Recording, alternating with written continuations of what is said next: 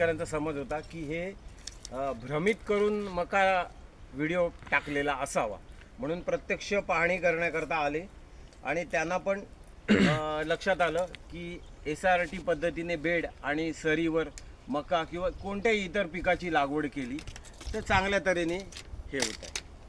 आता मी बापू रोठे यांना विनंती करतो की आपण 2 शब्द सांगावे.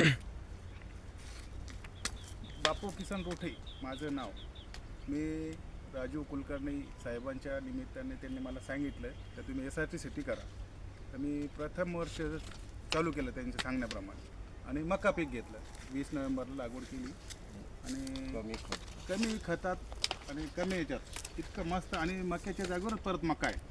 त्या मानानं इतकं सुपर माल आला तर बघायचं काम नाही. ऊसासारखी शेती झाली एकदम. आणि इथून पुढं माझं असं सांगणं आहे सगळ्या शेतकऱ्यांना, तुम्ही SRT शेतीच करा.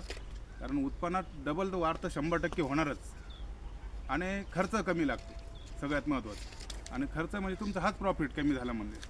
आज मला असं वाटतं आहे का मी याच्या अगोदर 5 वर्षापूर्वी चालू करायला पाहिजे होतं. आता थोडे लेट झालो मी, पण ह्या वर्षी माझं उत्पन्न नक्कीच डबल होणार आहे. कारण खूप छान आलेली शेतीत पीक खूप मस्त आहे. तुम्ही एक वेळेस भेट द्या परत.